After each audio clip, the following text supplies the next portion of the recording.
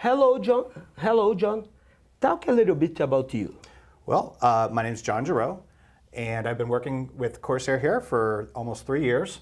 I'm technical marketing manager. We handle all the technical content that you'll see on the website, like the blogs, for example, our Corsair Labs uncut videos. Also, we do a lot of content internally as far as like training Corsair employees go. My history goes back to 2000, where I started a computer hardware website reviewing hardware, but I started specializing in reviewing power supplies in 2002.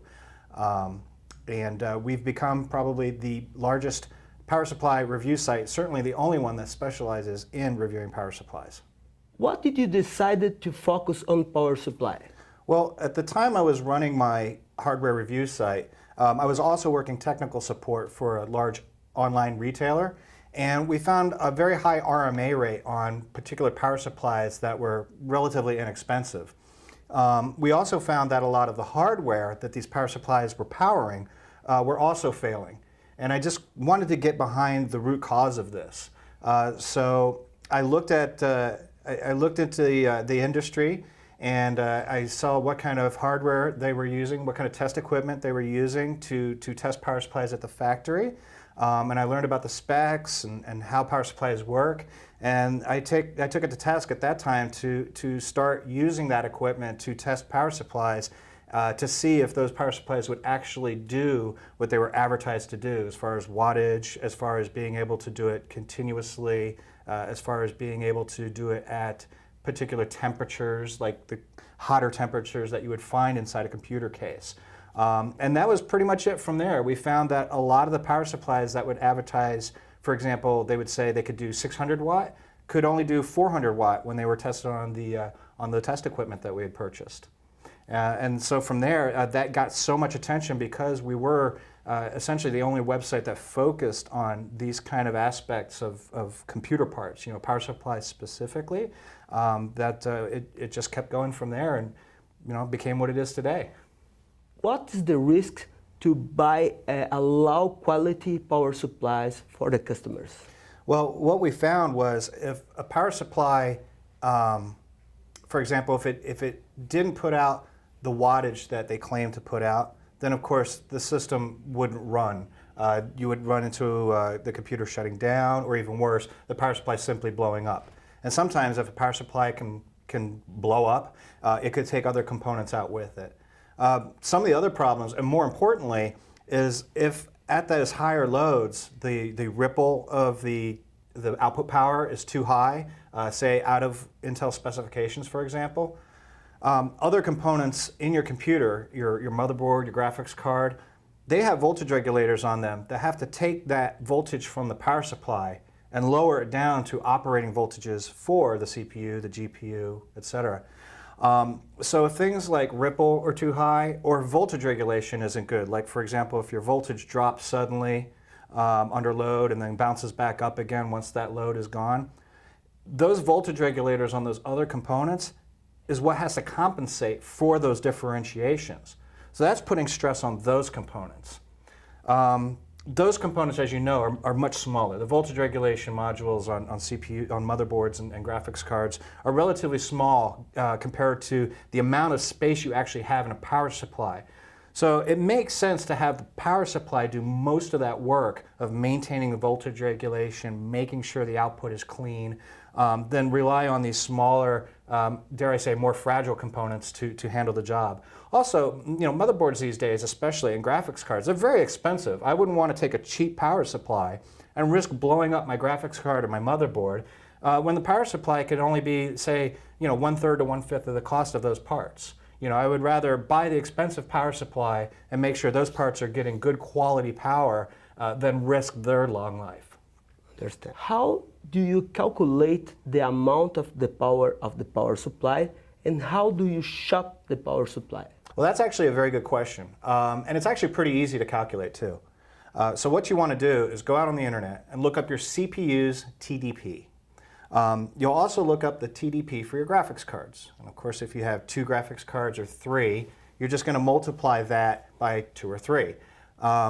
now the SLI and Crossfire are scaling much better. In the past, you know, 2 graphics cards, the second one would only do about 50% more wattage than the second.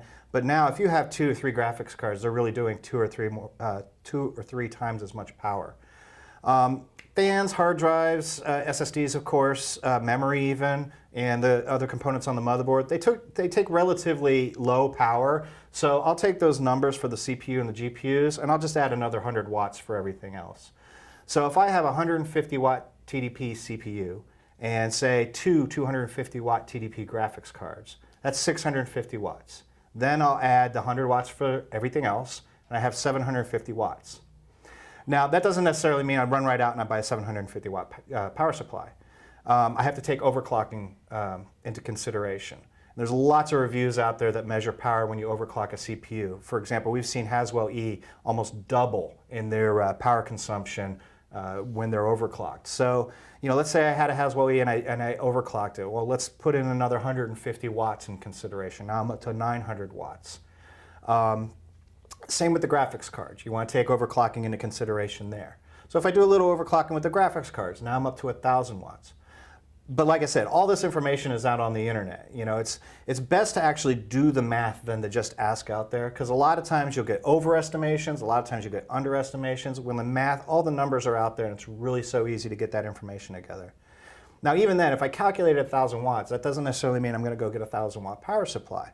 Because with Corsair power supplies, we actually have a very intelligent fan controller that not only changes the fan speed with temperature, but it's an algorithm that has temperature, load, and time. The longer the load, it measures, and then when it hits a certain temperature, then the fan turns on. So that means if you have a larger power supply with a smaller load, that fan's going to turn on later, and that's going to make your system quieter. So if I calculated my power consumption at 1,000 watts, I would go ahead and bump that up to 1,200 watts and get a power supply like the AX1200i. That way, my power supply is going to be quiet most of the time, and I have more than enough power available to power all my components, even if they're all overclocked. Do you recommend some PSU calculator? I don't really recommend any PSU calculator in particular. There's some good ones out there that take into consideration every single component, fan, hard drive, etc., called Extreme Outer Vision. It's good, but like I was saying before, all the information is out there today. You can get CPU and GPU TDP from Wikipedia even. So I like to just do the math, you know, just figure out, you know what your build's going to be. Just decide on the power supply last. You know what CPU, you know what GPUs. Do the math, add the numbers up, and then figure it out from there. It's my preferred way to do it. Not to say that a power supply calculator is a bad idea or flawed. Like I said, there's some good ones out there. I particularly like Extreme Outer Vision's PSU calculator. But with all the numbers out there, you can really get a spot-on idea of how much power your computer is going to need if you just add up those numbers and figure it out that way.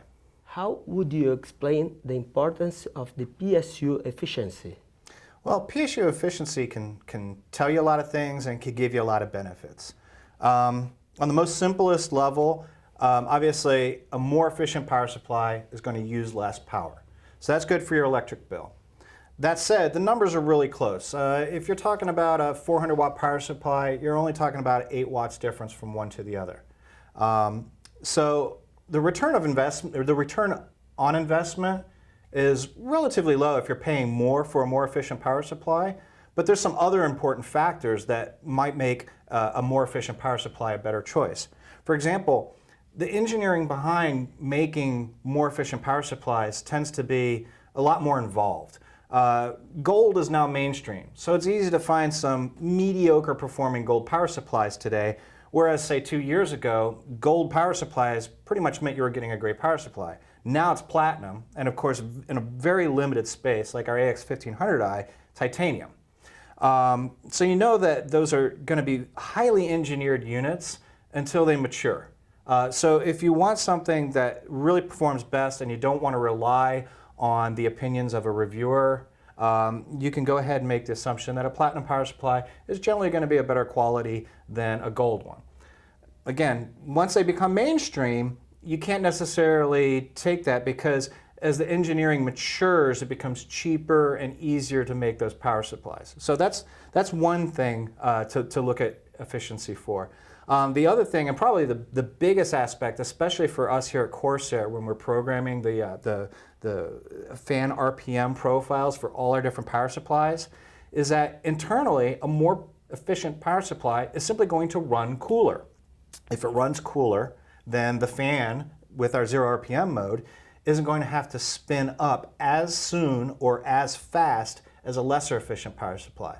So you'll see that between the difference with a gold rated RM power supply and a platinum rated HXI power supply. The gold efficiency produces just a little bit more heat than the HXI, and that fan will have to turn on a little bit sooner and a little bit faster to evacuate that heat out of the power supply. So that's pretty much, what I would say the 3 reasons for higher efficiency. Save money on your power bill as a standard of quality, and also the power supply will run cooler, therefore it'll run quieter. How do you explain the lifespan from the average and the high quality power supply? Well, yeah, there's a lot of things that make up how long a power supply is going to last. A lot of times you'll see it on our boxes as like bullet points, for example. Are the capacitors rated at 105 degrees Celsius? Or are they 85 degrees Celsius rated capacitors? Is the power supply rated for continuous output at 25C, 40C, or 50C? The reason why these come into play is because engineers, when they put these power supplies together on paper, they do calculations to figure out if this power supply, worst case scenario, runs 24/7 at full load, how long will it last? So they take into consideration how long the capacitors last, the MOSFETs last, the fan lasts, on average. Now, of course, 24/7, 100% load is very unlikely, but they have to take into consideration worst case scenario. So when we take something like the RM series, for example, we did the math and found that if it's 24/7 full load, it's going to last 5 years before anything fails. So obviously it has a 5-year warranty, but for most people, it's going to last even longer than that because nobody's running a power supply, unless you're Bitcoin mining, which I don't think anybody's doing anymore, 24/7, 7 days a week, 365 days a year. So you know that power supply is probably going to last a lot longer than 5 years. Now, that has 105 degree rated capacitors, but it's rated to output continuously for 40 degrees at 40 degrees Celsius inside the case temperature. So then you move up to something like the AXI series. It has 105 degree rated capacitors, and it has Japanese brand capacitors, which tend to last even longer.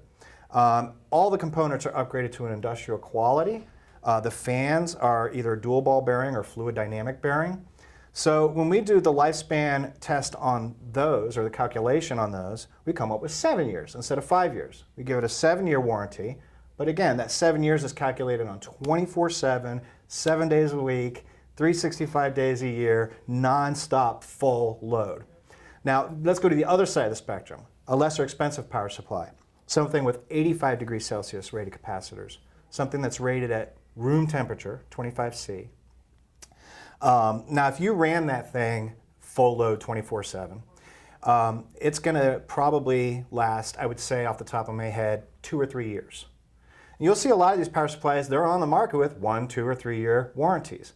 And what happens is these get older, as the capacitors age, they tend to bulge a little, leak a little, your ripple current gets greater, it doesn't filter as much noise out, your voltage regulation, because your MOSFETs, they degrade over time, they can't regulate power as well. So if you have a power supply that's, say, 5 years old, you plug it in, you turn it on, it's putting out power, it's easy to assume that, okay, this thing works. But unless you have the right equipment to make sure that the ripple's still being suppressed, that the voltage regulation is still good, going from a low load to a high load, you really don't know that this power supply is giving you the best quality service it can give you. And then that goes back to what I was saying earlier. If you're feeding bad power to your other components, you're slowly killing those other components.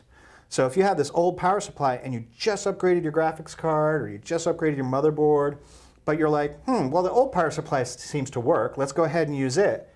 you could be using that old power supply to kill your brand new parts. And that's just not doing yourself any justice. By all means, you know, you got a new graphics card, you got a new motherboard, reward yourself with a new power supply as well. Few days ago, I showed to the public a simple CS450M supporting a heavy computer with overclocking, high-end video cards and so on. The question is, if I use my power supply in load of 90, 100%, it will damage my power supply? To be fair, you could damage the power supply if you were to run it at 100% load for a very long time. But for example, the CSM, unlike the RM, some of those capacitors are rated at 85C instead of 105C. So we only give that one a 3-year warranty instead of a 5-year warranty. But using the same calculation I told you about earlier, we're talking about 24/7 operation for 3 years before your average failure, okay? So it's unlikely that anybody would actually run it at full load for 24/7. But if you were to do so, it's also unlikely that it would fail before 3 years. So what that means for your average user, if I'm doing a lot of gaming with overclock components and I hit that 450 watt mark often, say 50% of the time, which again is very unrealistic because I would have to be gaming for 12 hours a day, every day for an entire year, okay? I would easily get 3 years of life out of that power supply before any kind of failure or degradation of performance, because degradation of performance is also considered a failure. So the way you were running it, I would say it would be an interesting experiment to see how long it would run in real life. Odds are that it could last 3 years like that. But for your average user, they shouldn't see any problem if they push a power supply that hard. The only thing that I would see as a drawback is, of course, if the power supply heats up, that fan's just going to run faster and faster, and it's going to be very loud. That's the drawback of using a power supply that is exactly what you need. A lot of people do that, though. They'll calculate, my CPU needs this much power, my graphics card needs this much power, and they'll buy the smallest possible power supply for whatever reason. It could be just budget reason. And if they're okay with the noise that the fan's going to make, fine. That's their prerogative. But it is going to be very noisy. But as far as how long it'll last, I don't have any reservations about that. So what that video proved about the quality of Corsair power supplies? Well, I love the video. It's kind of a double-edged sword because one, you proved that you don't need this huge power supply to power a killer machine. But it also proved the quality of the Corsair power supply because you were able to push it all the way up to the limit, and it just ran and ran and ran. A lot of lesser expensive power supplies, they might say 450 watt on them, but they might actually only be able to output 350 continuously. 450 watt might be their peak power. Also, the temperature. CS is rated at 30 degrees Celsius. Others are rated at 5 degrees lower at 25 degrees Celsius, which is your average room temperature. So if anything in that video, you prove that Corsair power supplies do exactly what they say they're going to do on the box. CS, for example, the 450 used, rated at 30 degrees Celsius, rated to run at 450 continuously, not peak, meaning you can always output 450 for as long as you need it to output 450. And it did so, I'm sure, with gold efficiency as well. So that's very important that when you get a Corsair power supply, everything you see on the box that we promise you, that's what you're going to get. What does mean DSP for AXI power supply? Mm-hmm. And what will provide for the end user? Well, DSP is an interesting technology. It stands for Digital Signal Processing. And really what it means is all the little analog ICs that are talking to each other with analog signals within the power supply, those have all been replaced with digital MCUs. They're like little CPUs. And they're talking to each other with a digital signal. This is a technology that's actually been used a lot in servers. And we partner up with server manufacturers or server power supply manufacturers to bring this product to fruition. So what the DSP, the benefit of it is because you have digital signal processing where you have different parts of the power supply talking to each other much faster at the same, lack of a better term, language between each other, you're going to get a lot faster response to, say, varying loads. voltages aren't going to drop as much when the power supply is hit with a hard load. So you're going to get less ripple because the DSP, they're going to be able to monitor the signal noise, the amount of ripple coming in. All of this is measured on a much finer scale with the digital components than any of the analog components that are available today. Ultimately, what you just did is the best way to make a power supply with the best voltage regulation, lowest ripple, all of those little bullet points that people look for when they're looking for the absolute best quality power supply. DSP is probably the best way of obtaining all of those features at their best. So we can consider it works. It costs more, but it works what it costs. It does cost more because you are talking about a higher end technology. But for somebody who wants the absolute best, yes, DSP is the way to get the absolute best, and it is incorporated into AXI, and it's the reason why AXI is our flagship power supply.